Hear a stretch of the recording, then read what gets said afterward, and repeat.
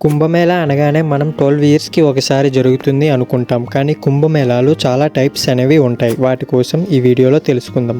And మనం already topic 1 వీడియోలో కుంభమేళా ఏ ప్లేసెస్లో చేస్తారు అనేది డిస్కస్ చేసుకున్నాం. మిస్ అయి ఉంటే కార్డ్స్లో ఉంటుంది చూడండి.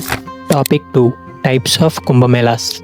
మాఘమేళా ఇది ఎవ్రీ ఇయర్ పుష్య పౌర్ణమి నుండి మాఘ అమావాస్య అంటే శివరాత్రి రోజు వరకు ఉండే 45 డేస్ ఎవ్రీ ఇయర్ ప్రయాగ్రాజ్లో జరుగుతుంది. దీన్ని మాఘమేళా అంటారు.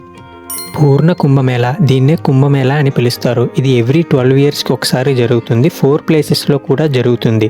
But based on Jupiter and sun zodiac సైన్స్ని బట్టి డిఫరెంట్ టైమ్స్లో డిఫరెంట్ ప్లేసెస్లో జరుగుతుంది.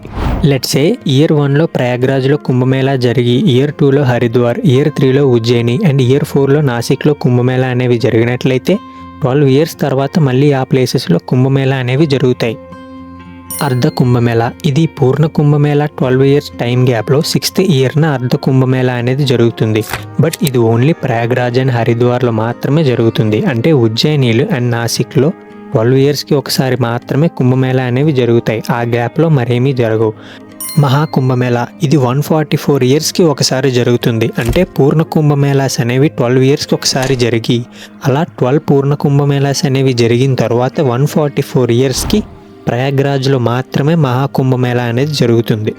అండ్ టాపిక్ 3 వీడియోలో అసలు కుంభమేళా ఎందుకు చేస్తారు అండ్ జూపిటర్కి కుంభమేళాకి సంబంధం ఏంటి అనేది తెలుసుకుందాం.